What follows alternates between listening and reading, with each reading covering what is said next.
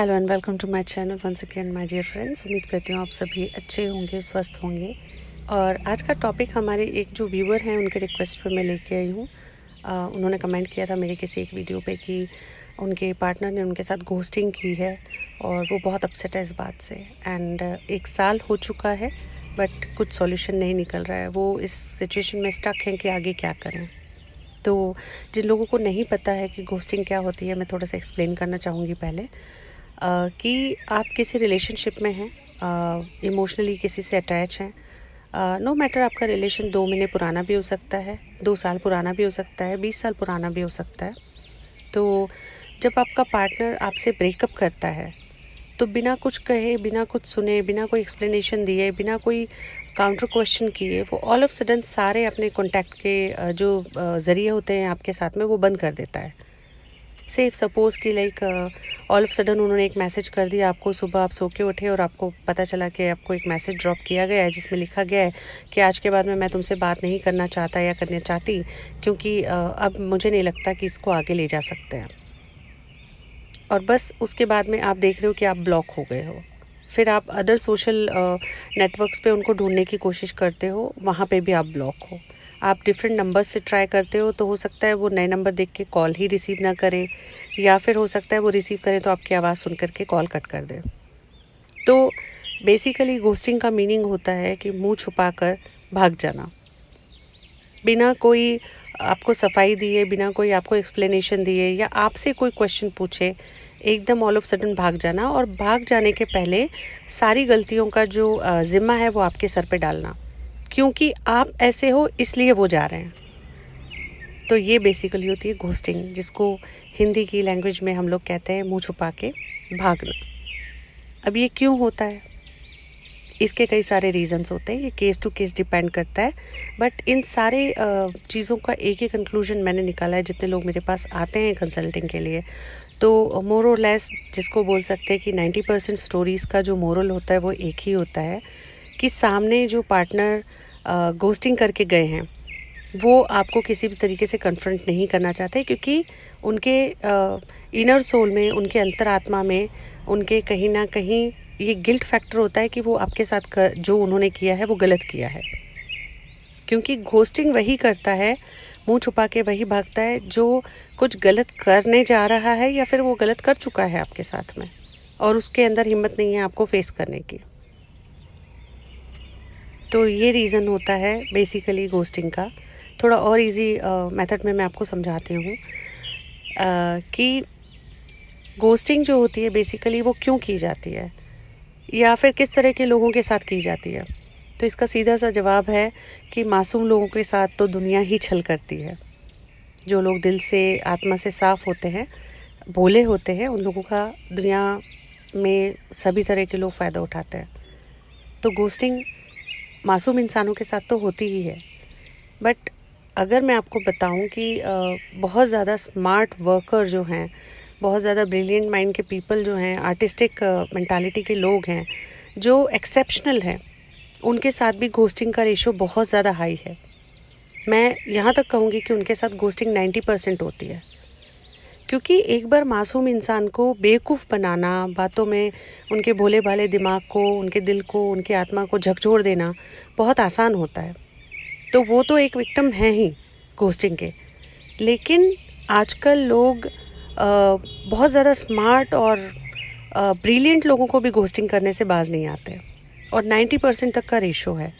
And इसका reason ये है कि उनके साथ घोस्टिंग इसलिए की जाती है क्योंकि उनके साथ रिश्ता ही इसलिए बनाया जाता है ताकि उनसे एडवांटेज लिए जा सके। और जब ये एडवांटेज वाली कैटेगरी पूरी हो जाती है, जब सामने वाला पार्टनर अपने मोटिव उनके साथ में पूरे कर लेता है, तब उसके पास जवाब नहीं होता है उनको छोड़ने के लिए, क्योंकि वो आए ही इस मोटिव के साथ थे कि जो भी एक्स्ट्रा क्वालिटीज़ या एक्स्ट्रा एडवांटेजेस उनके पास है वो सारी वो उनके अंदर से निकाले, उनसे सोख कर ले। तो जब वो सोख कर चुके होते हैं तो उसके बाद में कुछ बचता नहीं है कि वो उनको रिप्लाई कर पाए। अब तो उनका मोटिव पूरा हो चुका है, जो जो उन्हें चाहिए था, फाइनेंशियल, इमोशनल, मेंटल सपोर्ट या जो भी उनका मोटिव था वो पूरा हो चुका है और अब उन्हें जाना है। तो वो किस मुंह से आपको ये बोल के जाएंगे कि भाई अब जो मोटिव था हमारा कंप्लीट हो चुका है और हम गलती में हैं, अब हम जा रहे हैं। तो नहीं बोलेंगे, वो मुंह छुपा के भागेंगे ही।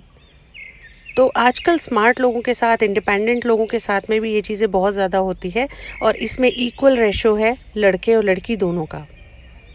विक्टिम लड़के भी बनते हैं और लड़कियां भी बनती हैं, इसमें जेंडर बायसनेस कहीं पर भी नहीं है। बट रीज़न और लॉजिक जो है वो हीलिंग पर्सपेक्टिव को देखते हुए या मेरे क्लाइंटल को देखते हुए मैं आपको यही बताऊंगी कि घोस्टिंग जो है वो इक्वली लड़के और लड़की दोनों करते हैं, और ये भोले भाले लोग और स्मार्ट लोग दोनों के साथ में होती है। इसमें कोई कैटेगराइजेशन नहीं है कि स्मार्ट लोगों के साथ में नहीं होती है और भोले भाले लोगों के साथ ज़्यादा होती है, ऐसा बिल्कुल भी नहीं है। तो दोनों ही तरह के लोग विक्टिम बनते हैं, और जब ये चीज़ होती है तो ये बहुत पेनफुल होती है, क्योंकि मैंने कई सारे ऐसे क्लाइंट्स को देखा है जो 2-3 साल तक इस ट्रॉमा से नहीं निकल पाते, बिकॉज़ वो सेंसिटिव होते हैं, इमोशनली अटैच्ड होते हैं अपने पार्टनर से।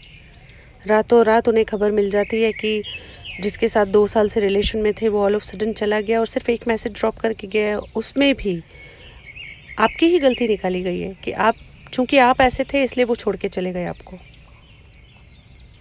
मैं आपको यहाँ पे बताना चाहूँगी, ये कार्मिक रिलेशन होते हैं। पूर्व जन्म के आपके जो कर्म बाकी रह गए होते हैं वो काटने के लिए घोस्टिंग होती है आपके साथ।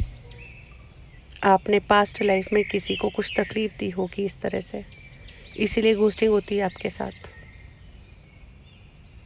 क्योंकि हमने किसी को पास्ट लाइफ में तकलीफ दी है, किसी को ऐसे दोराहे पे छोड़ा है जहाँ पे वो कहीं का नहीं रहा, तो वो इस जन्म में हमारे साथ बदला लेता उस लेवल पे आके। तो ये कर्मा है, this is Karma bonding, purely Karma bonding. वरना कोई भी ऐसे ही हमारी लाइफ में आके हमारे साथ इमोशनली अटैच होगा और फिर एक दिन अचानक छोड़ के चला जाएगा, बिना कुछ बताए, बिना कुछ कहे सुने। कई लोग बोलते हैं ये खेल थोड़ी ना है, तो सही बात है, ये खेल नहीं है, ये कार्मिक बॉन्डेज है जो आपको पे करना होता है। अपने ड्यूज़ होते हैं कर्मा वाले, तो ये कार्मिक ड्यूज़ हैं। और अगर आपके साथ कभी ऐसा हुआ है पास्ट में या फिर हो रहा है, तो मेरी आपसे यही रिक्वेस्ट है कि इसको कर्मा का एक कार्मिक बंधन समझ करके आप इसको भूलने की कोशिश करें। अक्सर ये होता है कि जब ब्रेकअप होता है, हमारे साथ में घोस्टिंग होती है, तो हम पार्टनर को चेज़ करते हैं। नॉर्मल सिचुएशन है, हर किसी के साथ यही होता है, क्योंकि फीलिंग्स, इमोशंस सब जुड़े होते हैं। कई बार फाइनेंशियल भी हेल्प की होती है आपने अपने पार्टनर की, तो आपको काफ़ी लॉस होता है हर तरह से, आप काफ़ी डिप्रेशन में जाते हैं। बट उसका मीनिंग ये नहीं है कि आप उनको चेज़ करो। अगर आपके साथ घोस्टिंग हो चुकी है, मतलब वो पार्टनर आपका वापस कभी नहीं आएगा, क्योंकि एक ब्रेकअप करके जाने वाला बंदा, एक इंसान, आपका पार्टनर अगर ब्रेकअप करके गया है, आपसे कुछ कह सुन के गया है, तो वहाँ पे चांसेस बनते हैं कि आप क्लैरिफिकेशन लो या उन्हें दो। लेकिन जो घोस्टिंग करके जाता है, वहाँ पे वो सारे रास्ते पहले ही बंद करके जाता है, और ये कुदरती होता है, क्योंकि उनमें इतनी क्षमता, उतनी कैपेबिलिटी होती है कि आपका फ़ायदा उठा करके वो और 1 सेकंड के अंदर मूव ऑन कर लेते हैं और पलट के कभी नहीं देखते ज़िंदगी में। तो आपके लिए सबसे जो सही रास्ता मैं घोस्टिंग के लिए अपने क्लाइंट्स को भी सजेस्ट करती हूँ, वो यही है कि आप उनको भूलें और मूव ऑन करें। और भूलने का सबसे अच्छा तरीका यही है कि आप उस चीज़ को याद रखें कि ये कार्मिक आपका बाकी का कुछ था, कर्मा का, जो आपने बाकी अपना पे किया है, रीपे किया है इस जन्म में, और अब आप कर्ज मुक्त हो गए हैं। उस व्यक्ति का जितना कर्ज बाकी था वो आपने चुका दिया है अभी, तो एटलीस्ट आपका एक कर्मा कट गया। हाँ, हालांकि दुख होता है, तकलीफ़ होता है, रोना आता है, ट्राई भी करते हैं कि उस पार्टनर को वापस लेके आएँ, लेकिन घोस्टिंग वाला पार्टनर कभी वापस नहीं आता। मैंने अपने सारे केसेस में से एक भी केस ऐसा नहीं देखा है जिसमें घोस्टिंग करने वाला पार्टनर वापस आया हो।